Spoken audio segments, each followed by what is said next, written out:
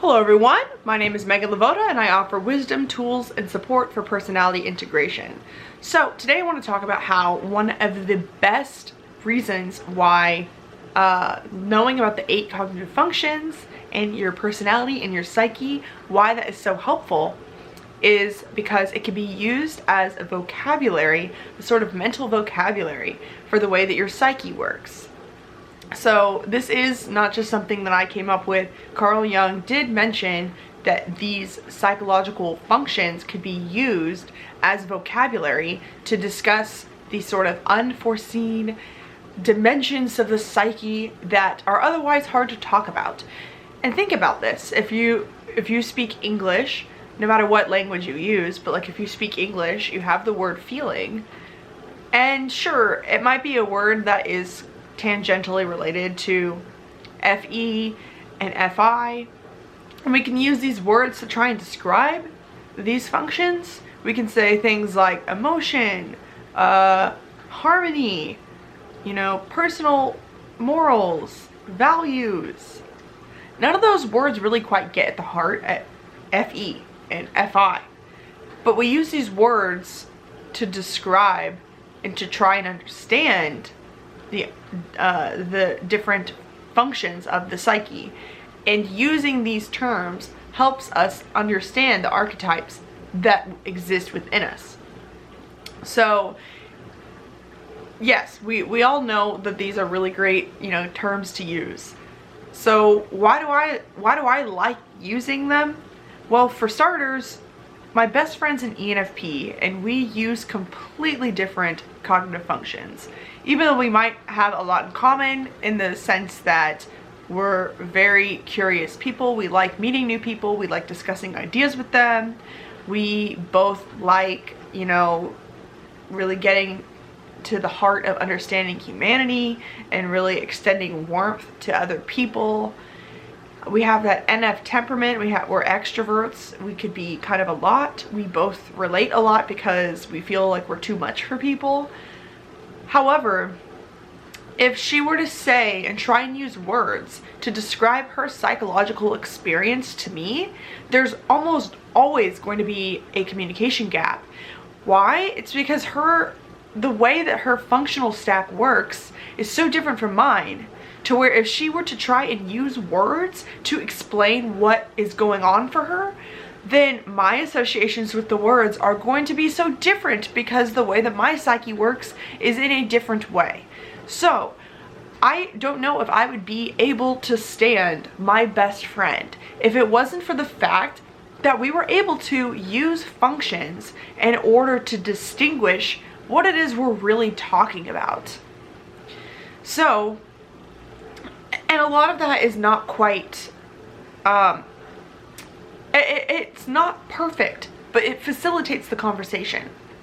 Like sometimes I might try and say, if I were to say, talk about how I'm upset about something, and I want to distinguish to her, hey, this is actually something that kind of stabs my shadow FI.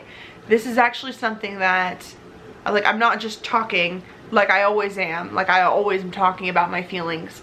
This time feels different because it feels like it's sort of striking a chord with the value, and I'm not sure how to handle that because I'm not used to handling those sorts of emotions. That's an example of something that I might say to my ENFP friend for her to be able to understand, even if the words that I'm using to describe my feelings might sound very similar to how it might feel whenever I'm just, complaining with FE about the fact that I didn't get coffee in the morning or something. Because FE will express the whole spectrum of emotions that it can be hard for FI to know, which ones strike a chord and which ones don't strike that much of a chord. Like, for example, I could very easily just be saying, I told someone the other day, I'm like, oh yeah, I had an ex that always threatened to commit suicide because I was gonna break up with him. And I just said it like that, and I'm saying that kind of as an example. Sorry, maybe I should have said a trigger warning for that, I'm realizing. But anyway, I'm saying that as an example of that. I've already processed that, and so I don't need empathy. I don't need any sympathy or pity for that. Even though it's a deep thing, like, it's not something that, like, I really, I don't need any, you know, support right with that. So that's just like an example. I could be like shocked sometimes if it seems like, oh, FI is like wanting to, FI thinks that every FE thing I share is like this intense FI thing, and it's not quite the case. So anyway, that's just an example of how you can use that as vocabulary. But another thing I want to get across, there's a lot of people in the spiritual communities who use other tools for self-growth. They might be interested in Reiki, or they might be interested in yoga. And a lot of these things, I tend to really get along with people who are interested in self-growth in some way, shape, or form. And the thing that I always try and explain to them about why I love cognitive functions and using them as a vocabulary is because they are all mental. And it helps your mind get on board with your growth. That honestly is the key thing. I should have started the video saying that. It gets your mind on board, because the thing is, if anyone's familiar with teachings that discuss like the ego and how the ego and the soul can kind of fight, and how it's like your mind can sort of enslave your heart, and all of this talk where people are talking about the ego as a bad thing. They're talking about your mind as something that's trapping you, that's conditioning you.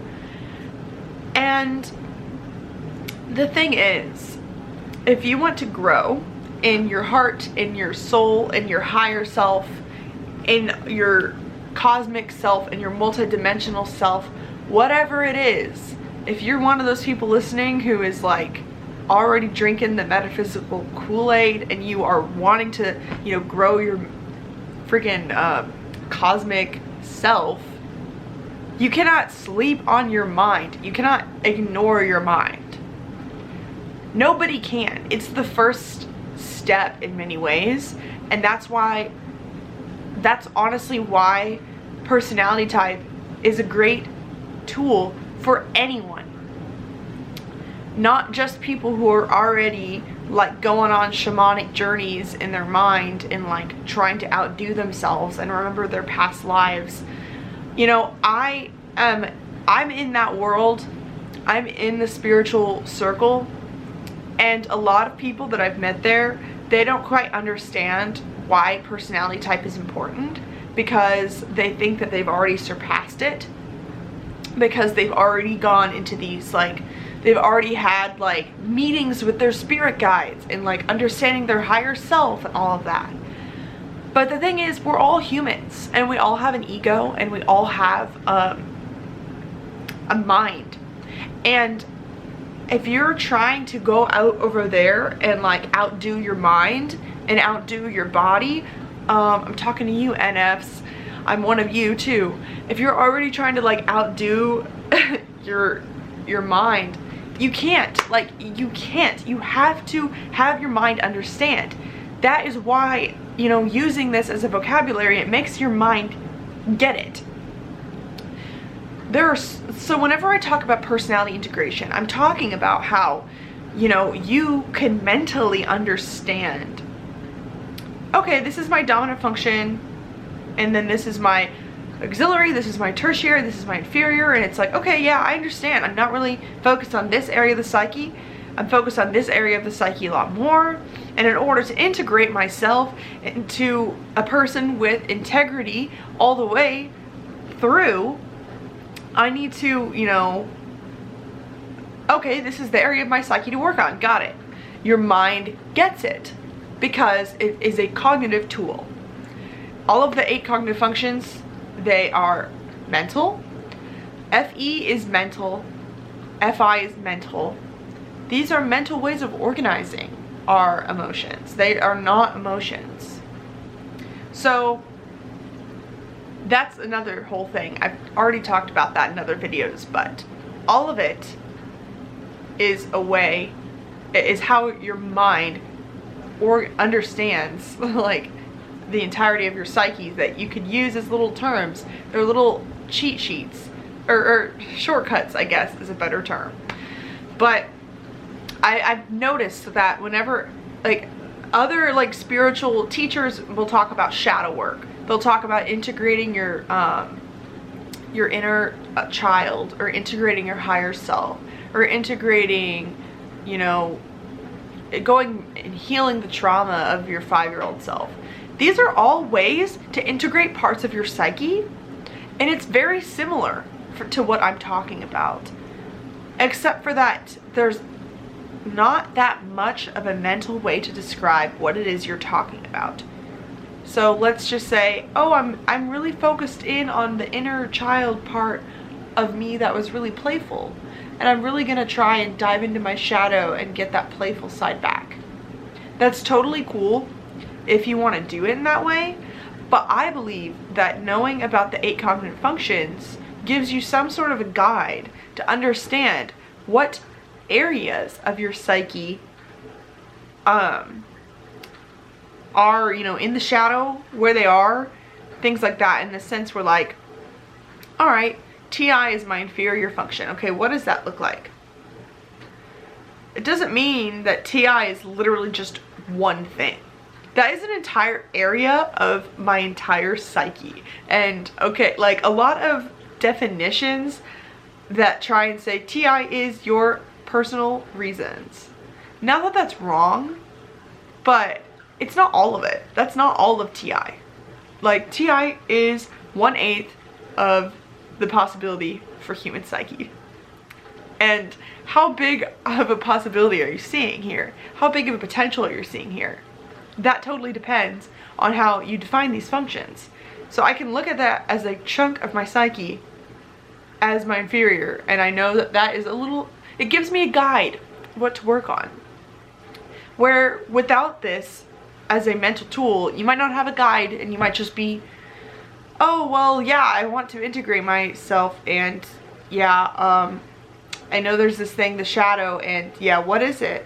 And I really do believe that, you know, these functions, knowing them, not only does having them as a vocabulary help you understand yourself, it's the same thing as how with feelings. I don't know if you guys have had the experience of, you don't know what you're feeling, and you're feeling like kind of bad, and then the moment that you're able to find a word to describe the feeling, it often can help the feeling go away or solve.